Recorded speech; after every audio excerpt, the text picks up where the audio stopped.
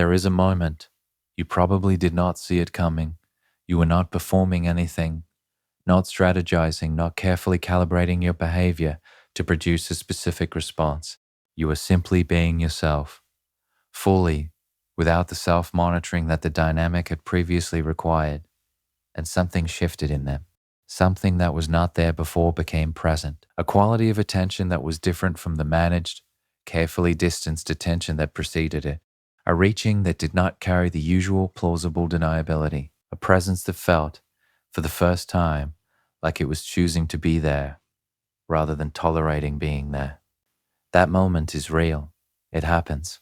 And understanding exactly what produced it, not as a technique to replicate, but as a genuine psychological reality about how deep attachment forms in people with avoidant architecture, is one of the more important things available to anyone navigating this kind of connection.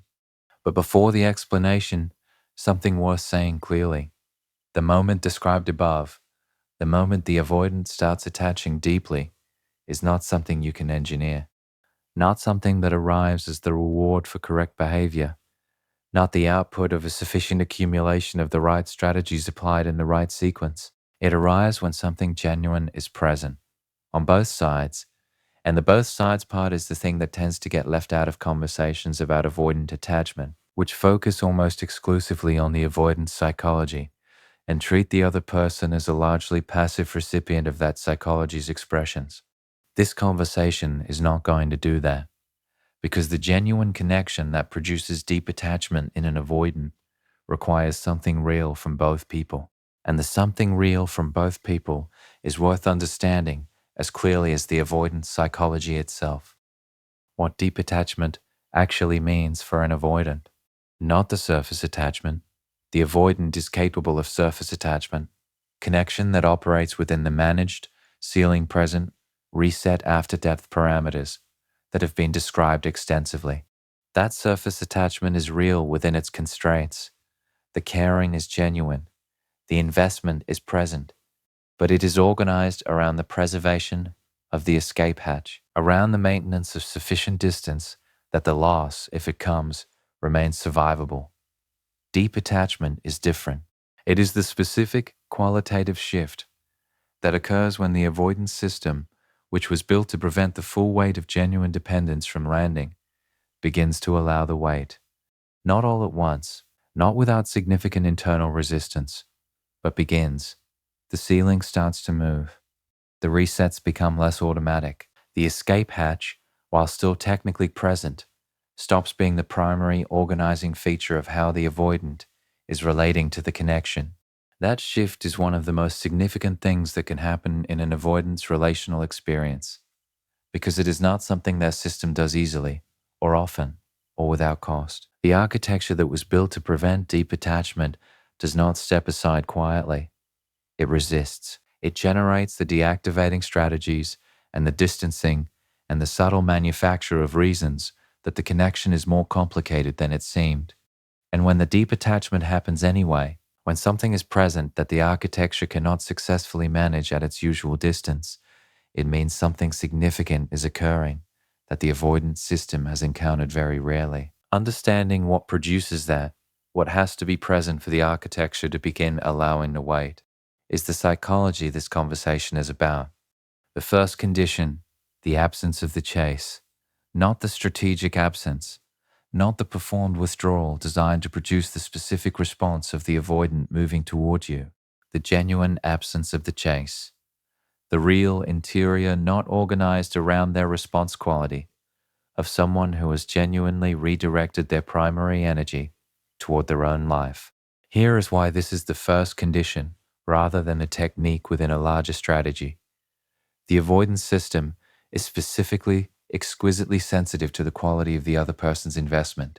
It reads, not consciously, but accurately, the difference between investment that is genuinely present and investment that is being managed toward a specific outcome. The managed investment, however skillfully managed, carries a specific energetic quality that the system recognizes as the pressure it was built to respond to, with distance. The genuine absence of the chase carries a different quality entirely. It is not the absence of caring. It is the presence of someone whose caring is real, but whose life is also real, whose investment in the connection coexists with the genuine, primary investment in their own existence that does not require the connection to resolve in a particular way to continue moving forward. That quality of someone who is fully present and fully themselves and fully in their own life and available for genuine connection without being organized around the hope of the connection producing a specific outcome is one of the rarest things the avoidance system encounters, and it is the thing that begins to move something in the architecture that nothing else moves. Because the architecture was built specifically to manage the investment that comes with an agenda.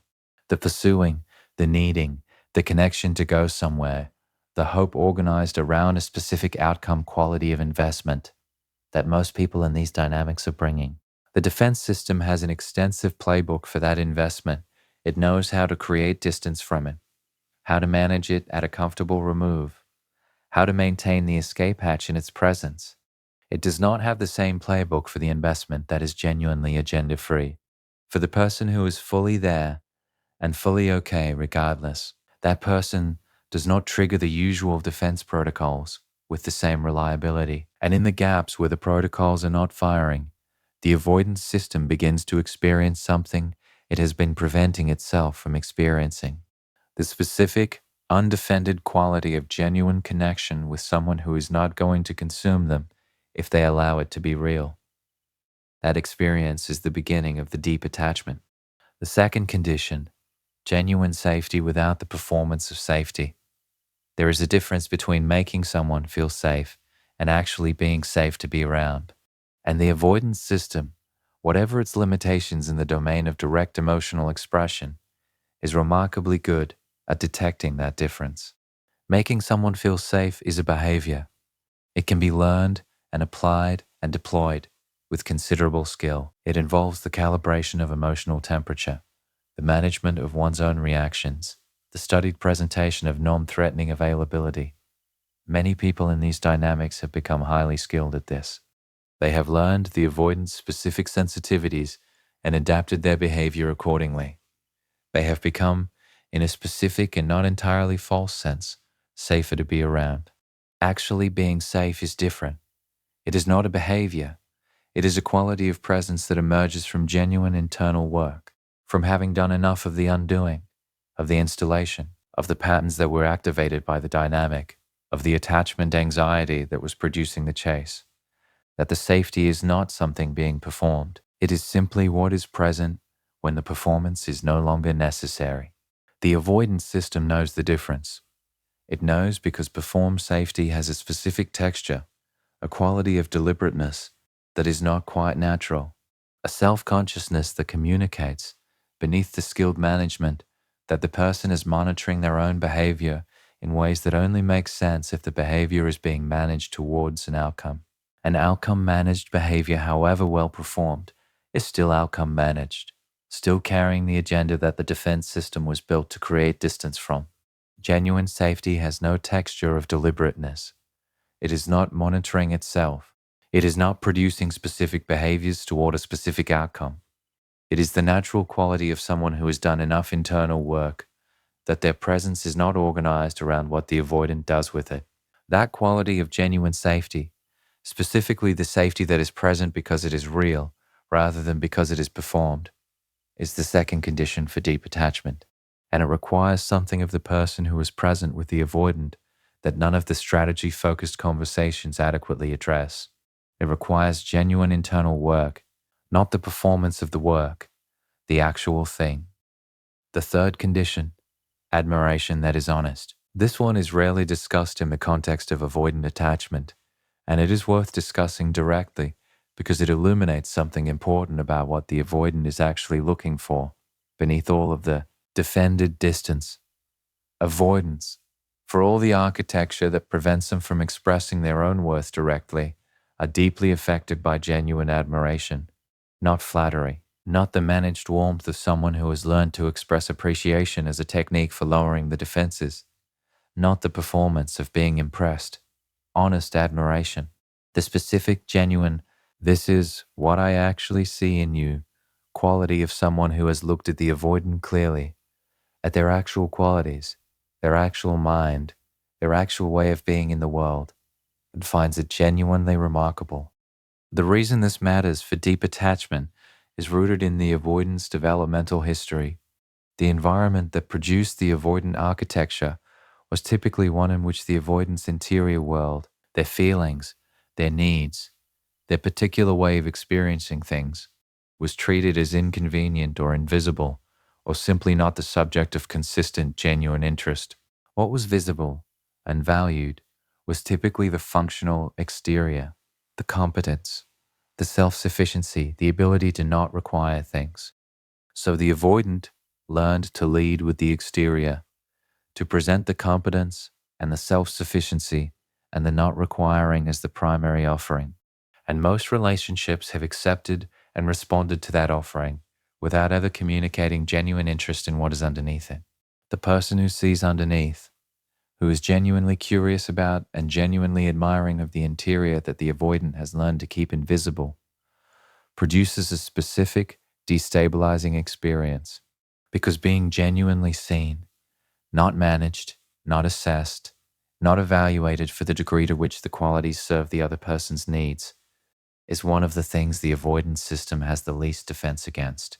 The admiration that produces deep attachment is not directed at the exterior the avoidant presents. It is directed at the interior the avoidant protects, at the specific qualities of mind and depth and feeling that the architecture was built to keep at a distance from the potentially devastating assessment of someone who might find them insufficient. When those qualities are seen clearly and valued honestly, not as a technique, but as the genuine response of someone who actually looked, something in the architecture encounters something it was not designed to encounter, being valued for what is real rather than for what is presented. That encounter is the third condition for deep attachment, and it requires something of the person providing it that is worth naming. It requires genuine curiosity, not the performed curiosity of someone who has learned that asking questions creates connection. The actual, interested, I want to understand this particular person curiosity that only exists when the person providing it is genuinely present enough in the interaction to be affected by what they find. What all three conditions have in common the absence of the chase: genuine safety, honest admiration, three conditions that look different on the surface, but share a common foundation. None of them can be performed. That is the thread. The genuine absence of the chase is not strategic withdrawal. Genuine safety is not skilled behavior management. Honest admiration is not deployed appreciation. All three require something interior that cannot be manufactured through technique. Which means the question this raises is not how do you produce these three conditions in yourself. It is who are you when these conditions are naturally present? What version of yourself? What internal state? What degree of genuine self-possession? What quality of authentic engagement with your own life produces these conditions as natural expressions rather than as deliberate performances? That question points inward, toward your own work, your own patterns, your own degree of genuine investment in your life, independent of the connection. Your own honesty about what you actually see in this person, not what you hope is there, not what the best moments suggested might be there, but what is actually, consistently, verifiably there. And this is where the both sides reality of deep connection becomes unavoidable, because the three conditions that produce deep attachment in an avoidant are not conditions you create through strategy. They are conditions that emerge when you are genuinely in a good place yourself, when you have done enough of your own work that the chase is gone not because you decided to stop chasing, but because the internal state that was producing the chase has genuinely shifted. When the safety you provide is real, because you have processed enough of your own anxiety that the anxiety is not running as a background program underneath the performed calm. When the admiration is honest, because you are genuinely present enough in the interaction to be authentically affected by what you encounter. Those states, those genuine internal states, are not produced by understanding avoidant attachment. They are produced by the same kind of work on yourself that the avoidant would need to do on themselves for the connection to become something genuinely mutual. And that is the both sides truth, that the one-sided framework of most avoidant attachment content consistently avoids. The deep attachment requires both people to be doing genuine work, not the same work, different work. The avoidant doing the work of the architecture, of the fear and the deactivating strategies and the escape hatch and the managed distance. The other person doing the work of the patterns that were activated by the dynamic. The chase and the installed self-surveillance and the attachment anxiety that the intermittent reinforcement amplified. Both people, both working toward the genuine internal states that produce the conditions that make deep connection possible, not toward each other directly, toward themselves, and the connection that forms between two people who are genuinely doing that, who are genuinely in their own lives and genuinely safe and genuinely curious about each other. That connection does not require the architecture to be dismantled. It creates the conditions in which the architecture can begin, slowly and with significant resistance, to allow what it was built to prevent. The deep attachment that results from those conditions is not the product of one person finally doing enough of the right things. It is the natural emergence of two people meeting each other from places that are genuinely their own. That is the psychology, the whole psychology, not the technique version of it, the actual version. And it begins not with what you do to them, with what you do for yourself, which is, and has always been, where the whole thing starts. So the three conditions are named: the genuine absence of the chase, real safety that is not performed, honest admiration directed at the interior rather than the exterior, and the thread connecting all three, that none of them can be manufactured through technique, that all of them emerge from genuine internal states rather than from deliberate behavioral management. And now the question that naturally follows the understanding of what produces deep attachment in an avoidant, the question that is worth sitting with honestly rather than moving past quickly in the direction of the next insight. Is this particular connection the one where the conditions can actually be met by both people, genuinely, not in the hope, organized around a specific outcome way? Actually, that question is harder than the psychology. The psychology is interesting and clarifying and genuinely useful. The question of whether the specific connection in front of you has the actual capacity to become what the psychology describes, that question requires honesty that the psychology alone cannot provide. So let's go into it, not as a framework, as a genuine, both sides. What does this actually require examination? What you are actually assessing, not whether the avoidant is capable of deep attachment in some general theoretical sense. They almost certainly are. The capacity exists in virtually all people with avoidant attachment. The architecture was built to manage the capacity, not to eliminate it. The question is not whether the capacity exists.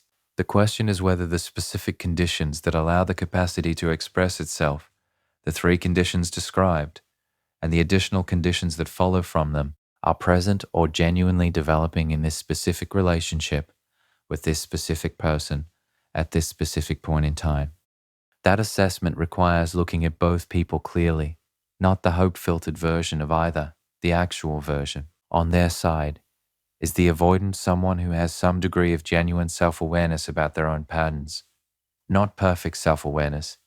That standard is too high and would eliminate most people. Some. The specific observable quality of someone who has encountered their own behavior with enough honesty to recognize that the pattern exists and that it has costs. Who can, in the right conditions, acknowledge something true about their own architecture without the immediate deflection into the delivery of the acknowledgement or the complexity of the situation or the ways the other person's behavior contributed. That degree of self-awareness is not universal in people with avoidant attachment. Some avoidants are in significant contact with their own patterns. They feel the fear. They can name the deactivating strategies when they are happening.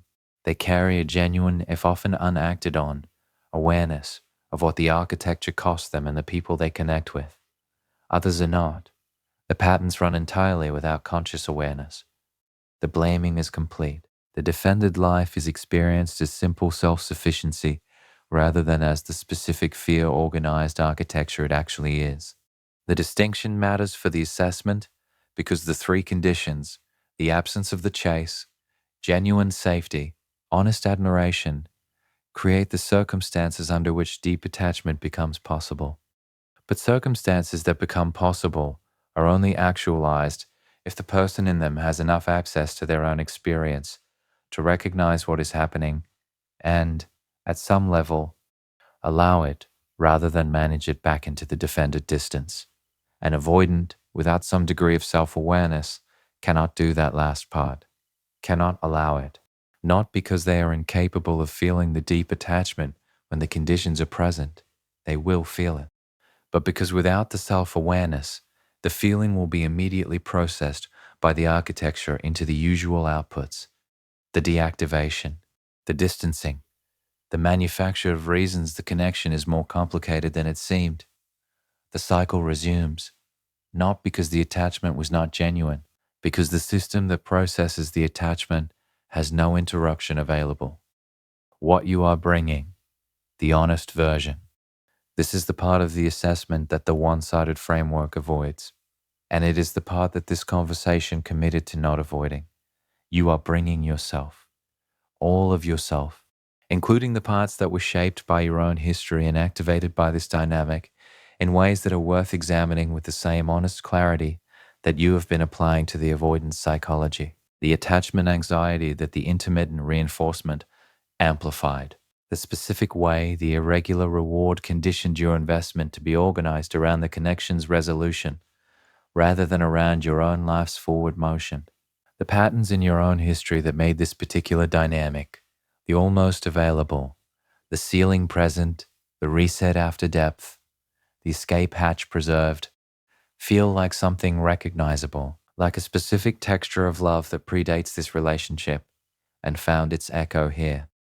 Those things are yours to examine, not to beat yourself up with, to know. Because the three conditions that produce deep attachment in an avoidant, and this is the part that tends to be stated and then not fully followed through, require you to have done genuine work on those things, not to have resolved them completely, to have enough awareness of them that they are not running the show invisibly.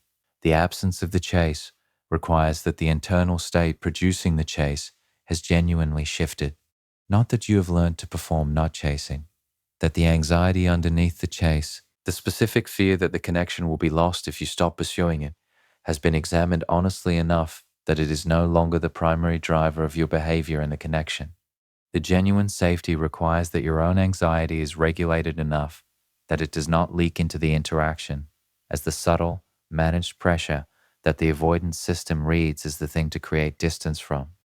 That the safety you provide is not the performed version, but the genuine version that only emerges from having addressed enough of your own activation that the address is real.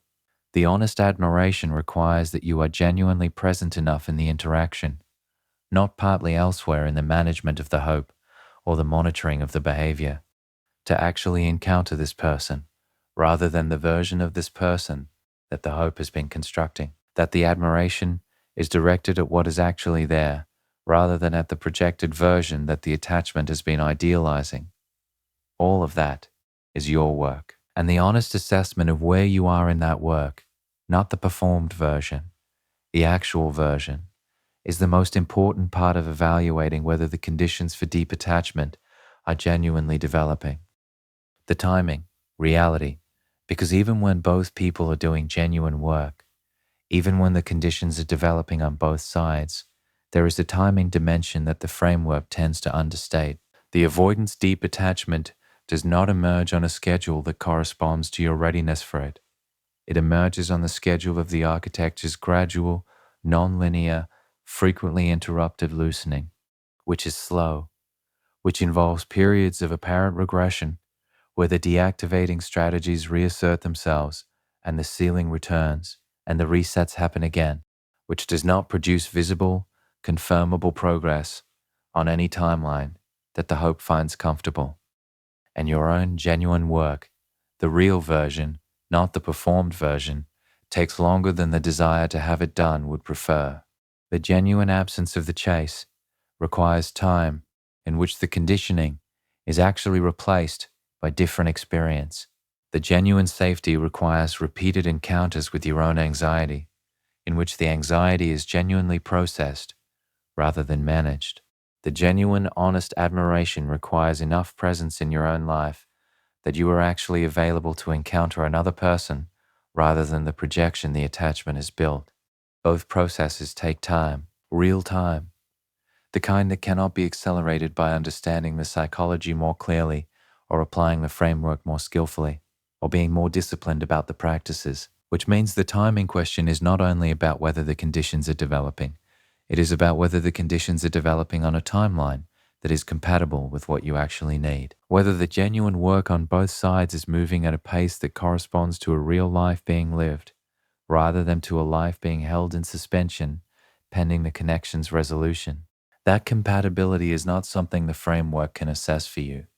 It requires the honest, not hope-filtered look at where you are and what you need and what the evidence suggests is actually developing versus what the hope suggests might be developing if the conditions are met and the work continues, and the timing aligns. When the moment actually arrives, the moment described at the beginning of this conversation, the one where something shifts, where the quality of attention changes, where the reaching carries different weight, where the presence feels chosen rather than tolerated. When that moment arrives, if it arrives, because the conditions being described are not guaranteed to produce it on any particular timeline with any particular person, it will not announce itself dramatically.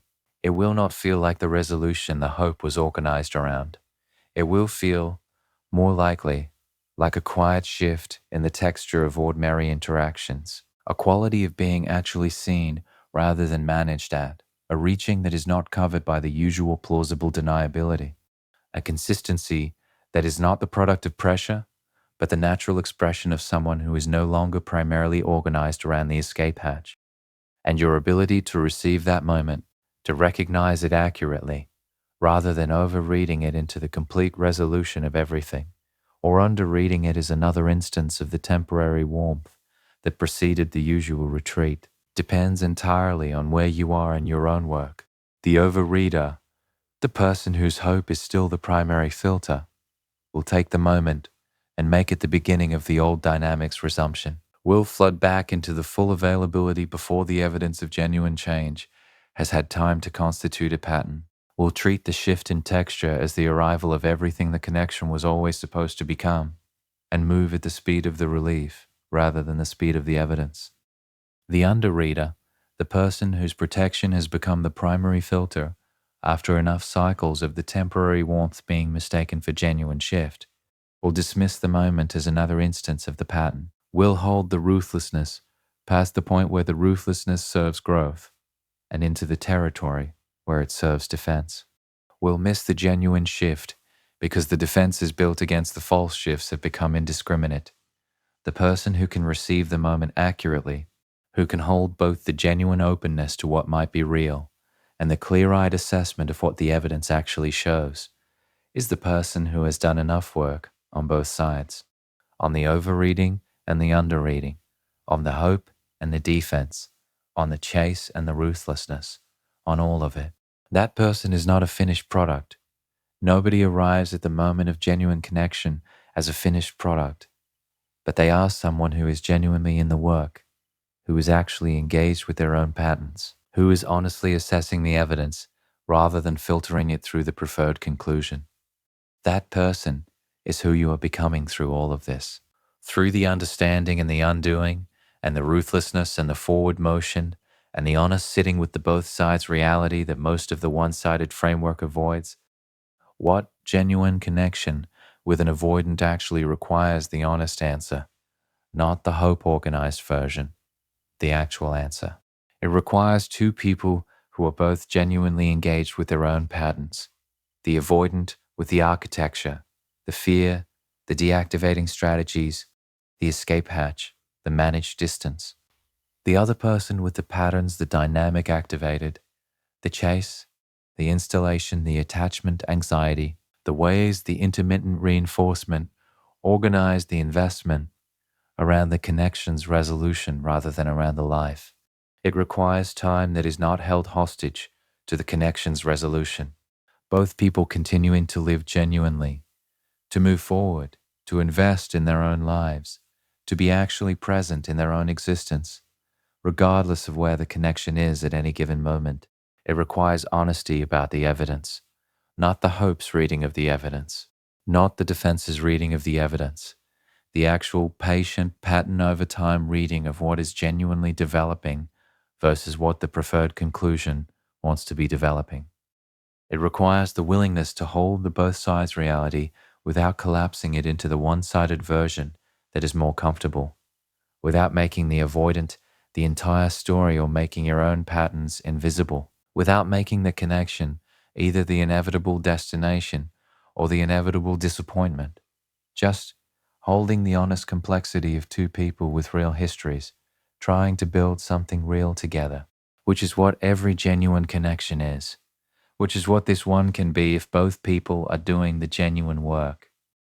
And it requires something that is both the simplest and the most difficult thing in all of this: genuine presence, not the performed version, the actual quality of being actually here in this specific interaction with this specific person without the primary processing happening elsewhere in the management of the hope or the fear or the dynamic. Just here, actually encountering what is actually in front of you, without the agenda of a specific outcome, without the filter of the preferred conclusion, without the distance of the defense.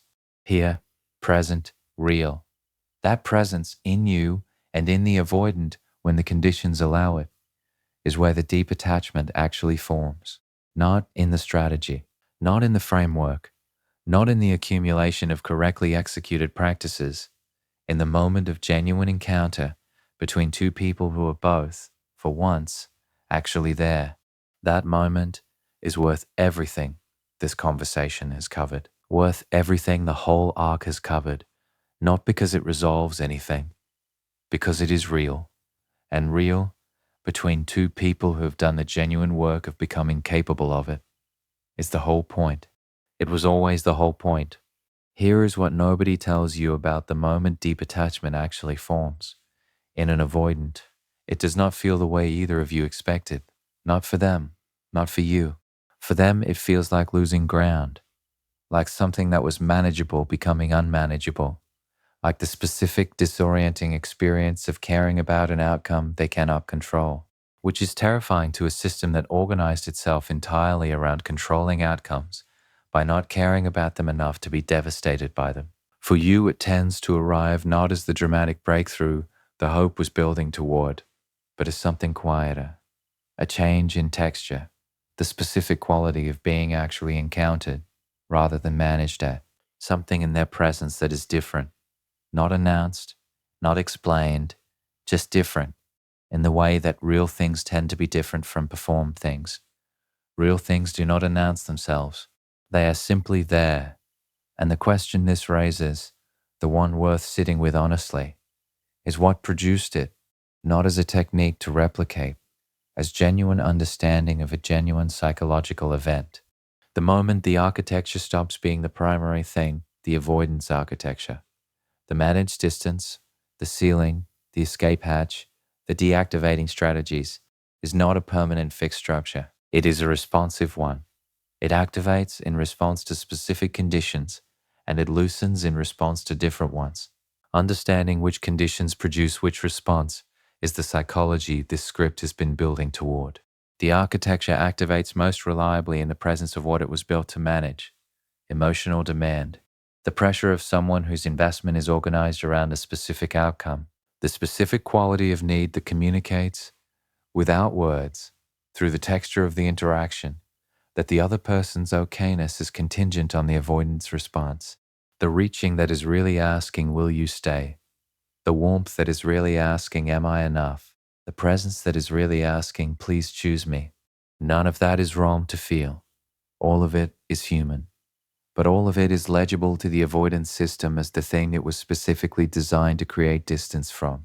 And the system does what it was designed to do. The architecture loosens in the presence of something different, something that the system does not have a prepared response to because it was not built to manage it. The something is this: a person who is genuinely full, not performing fullness, not deploying self-sufficiency as a strategy, actually, internally, in the body full, whose life has enough genuine content and forward motion and meaning that the connection, however real and however valued, is not the organizing center of everything. That fullness is not indifference. It is not distance. It is not the performed cool that strategic withdrawal produces. It is the specific, felt, unmistakable quality of someone who is actually inhabiting their own existence, who is present in the interaction without the interaction being where they live, who can be warm and open and genuinely available for connection without the connection being what their okayness depends on. The architecture has no protocol for that person. The deactivating strategies were designed to manage the person whose investment has an agenda. The person without the agenda, the person whose presence is genuinely free of the outcome organization that the system learned to treat as threat, does not trigger the protocols with the same reliability. And in the gaps where the protocols are not firing, the avoidance system encounters something it has been preventing itself from encountering: the experience of genuine connection that does not cost the defended self, closeness that does not feel like consumption, intimacy that does not feel like losing ground. That experience, repeated across enough interactions, accumulated into enough evidence that the system's oldest predictions are failing to materialize, is what produces the deep attachment. Not as a decision, as the natural, gradual, deeply resistant emergence of something the architecture was built to prevent, and cannot, in the sustained presence of genuine safety, continue preventing. What the avoidant is experiencing when it happens, from the inside, which is worth understanding not as a way to manage their experience, but as a way to stop misreading the behavior it produces. The deep attachment, when it begins forming, does not feel like relief, the romantic version of this moment, the walls finally coming down, the warmth flooding in, the defended person finally allowing themselves to be loved. That version is not what the internal experience is like. The internal experience is closer to vertigo, to the specific disorientation of someone whose organizing framework is no longer working. The organizing framework was, I do not need this. I am fine on my own. The connection is real but not necessary. I can step back from it and be okay. That framework was not a lie. It was genuinely functional for a long time. It protected the avoidant from the specific devastation that genuine dependence followed by loss produces. It worked, and then it stops working. Not because they decided it should stop, because the experience has accumulated to the point where the framework is no longer an accurate description of reality. They do need this, not in the consuming, losing themselves inside it way the system was protecting against. In the genuine this matters in its absence would cost something way that genuine attachment produces. That recognition, arriving not as a choice, but as an undeniable reality about their own interior, is the vertigo, the ground of the defended life shifting beneath them, the certainty of self-sufficiency becoming less certain, the specific, uncomfortable, cannot be managed back into comfortable distance experience of actually caring about what happens. What the behavior looks like during this period is important to understand, because it does not look like the breakthrough. It tends to look like increased anxiety expressed through the usual channels, more irritability, more distance around the moments of greatest closeness, more of the testing behavior, more of the retreat after the best moments. All of it is the architecture responding to the threat of the deep attachment forming, trying to reassert the managed distance before the dependence becomes undeniable, working harder as the attachment deepens, because the deepening attachment is exactly the condition the architecture was built to prevent. If you misread this period, if you read the increased retreat as evidence that nothing is changing, that the deep attachment is not forming, that the conditions are not being met, you will respond in ways that confirm the architecture's predictions. You will chase the retreat. You will bring the pressure that the pressure response was waiting for. You will give the defense system exactly the input it needs to justify the distance. If you read it accurately, as the architecture working overtime against something that is already happening, as the specific behavioral signature of deep attachment, forming in a system that is resisting it. You will stay grounded. You will continue being the person who does not trigger the protocols, whose fullness is genuine, whose presence does not require the retreat to stop in order to remain present. That continued groundedness, through the period of increased retreat during the heightened testing, across the moments of greatest distance, is the most important thing, not because it produces a specific response, because it continues providing the conditions under which the attachment can deepen despite the resistance, because it adds to the accumulating evidence that the system's predictions are failing. The specific moments it crystallizes, there are moments within the gradual process where something specific shifts, where the deepening that has been occurring beneath the surface becomes visible, not as a complete transformation, as a specific observable change in the quality of presence. The first kind of moment is when they stay in a difficult conversation longer than they previously could. Not indefinitely, not without the usual signs of discomfort, but longer, past the point where the deactivating strategies would previously have successfully moved them out of the emotional territory the conversation was entering. The staying is not comfortable. It is visible as uncomfortable. But it is the staying that matters, the willingness to remain present with something that the system was previously managing at a distance. The second kind of moment is when the future references stop being entirely hypothetical, not when they become concrete commitments. That may take significantly longer, but when the quality of the future thinking changes from the theoretical warmth of the in-between to something that carries a different weight, something that sounds, underneath the still present tentativeness, like someone who is actually imagining the future rather than using future talk to maintain investment without accountability. The third kind of moment is the specific quality of being looked at differently. This one is the hardest to describe because it is not behavioral in the clear observable sense of the first two. It is something in the quality of attention, the specific way of being seen by someone who is actually seeing you rather than managing the image of you from a comfortable remove. Who is present enough in the encounter to be genuinely affected by what they find? Who is, in that moment, not defended against you? These moments are not the conclusion of the process. They are evidence that the process is real, that the deep attachment is not a theoretical possibility, but an actual, developing, already underway reality. And they are worth receiving accurately, not overreading into the full arrival of everything the connection was supposed to become, not underreading as another instance of the temporary warmth, as what they actually are, evidence, real evidence, of something genuinely forming. What you do with the evidence. Receive it at its actual scale, not smaller, not larger. Receiving it smaller, dismissing the moments as insufficient, requiring more dramatic evidence before acknowledging the reality of the development, is the defense that formed in response to being hurt by previous misreadings. It is understandable. It is also the thing that can make the groundedness tip from genuine to defended, from the natural fullness that creates safety to the wall that creates distance of a different kind. The avoidant is not the only one who can become defended. You can too. And the defended version of you, the one whose ruthlessness has become armor, whose forward motion has become flight, whose genuine okayness has become the performance of not needing, is not the person whose presence creates the conditions for deep attachment. It is the person whose presence creates a different version of the same problem.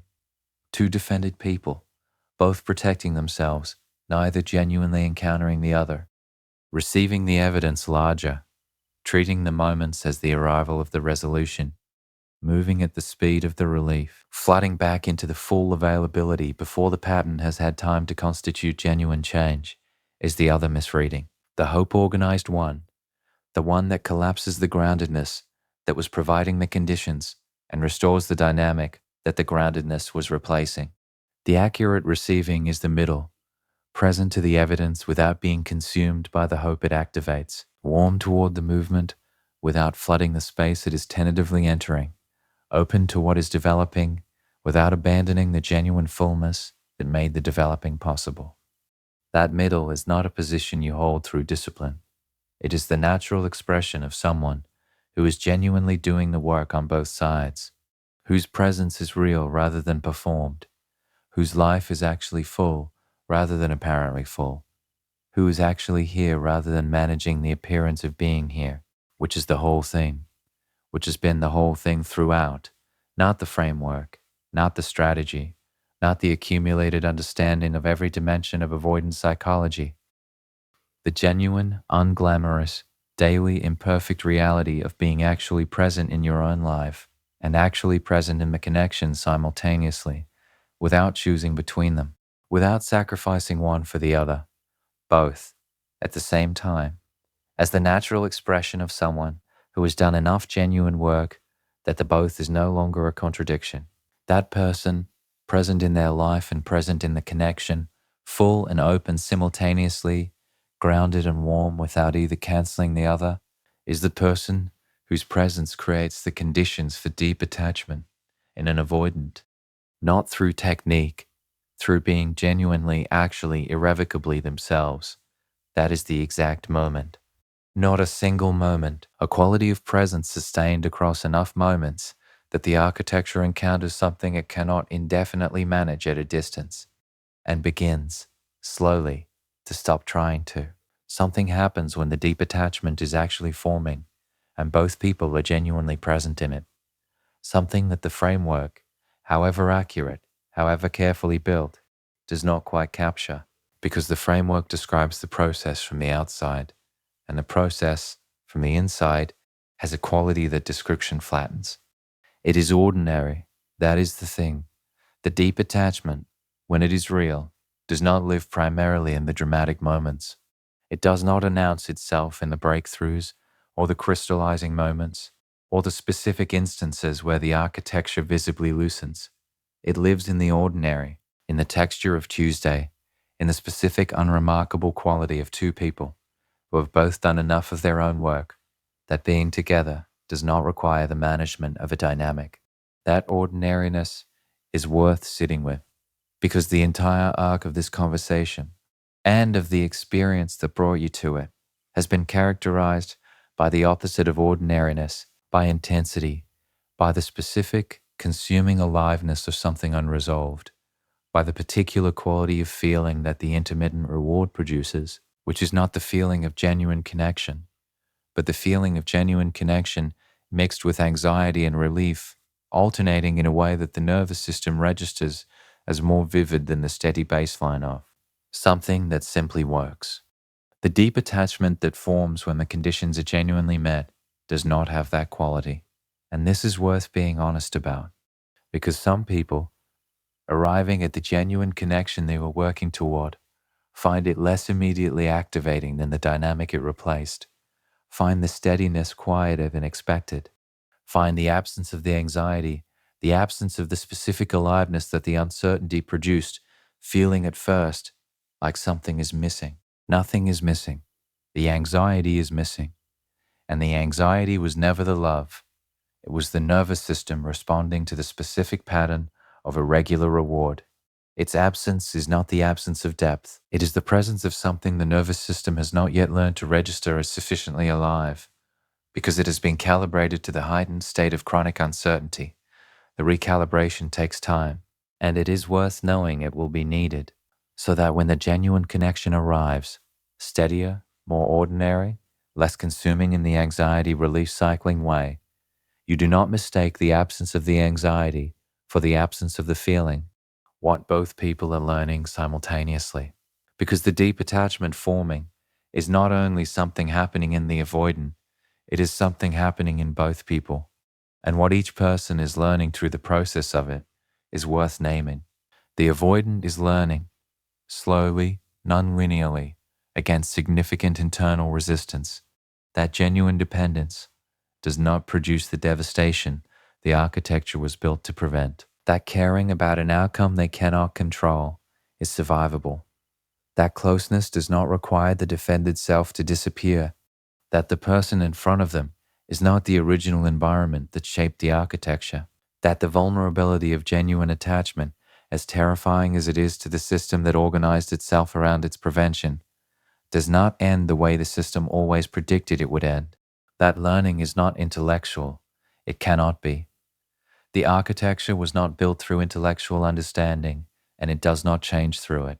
It is experiential. It happens through repeated, sustained, embodied experience of the prediction failing, of the closeness not producing the consumption, of the caring not producing the devastation, of the genuine encounter being survived, and then survived again, and then again, until the prediction's authority weakens enough that the architecture begins allowing what it was built to prevent. What you are learning simultaneously is different but equally significant. You are learning the difference between the aliveness that comes from anxiety and the aliveness that comes from genuine presence, between the intensity of the unresolved and the depth of the actually inhabited, between the specific consuming quality of loving someone through the management of their psychology and the quieter, more sustainable quality of being genuinely met. You are also learning something about your own patterns, about the specific ways your history shaped your attraction to this particular texture of connection, about what the intermittent reward was providing that genuine consistency does not provide in the same form, about the work of recalibrating, not toward less feeling, but toward feeling that is not organized around the anxiety of potential loss. Both learnings are happening at the same time in two people who are both genuinely in the process of becoming more capable of the connection they are building, not finished, not resolved, in process. And the connection that is forming between two people who are both in that process, both learning, both doing the work, both showing up imperfectly but actually, that connection is not the product of one person finally executing the framework correctly. It is the natural emergence of two people meeting each other from places that are genuinely, incrementally, imperfectly more their own.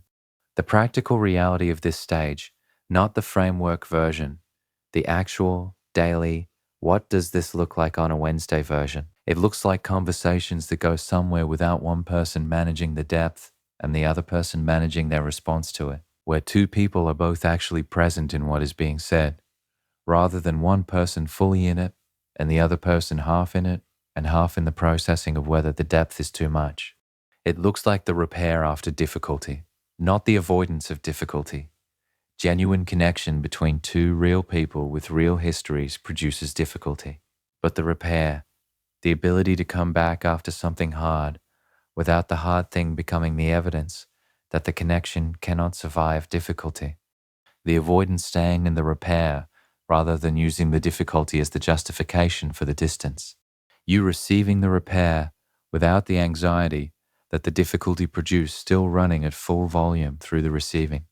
It looks like the future becoming real rather than theoretical, not all at once, in the specific, gradual way that plans transition from hypothetical to actual when both people are genuinely investing in the same direction. Small things first, then larger ones.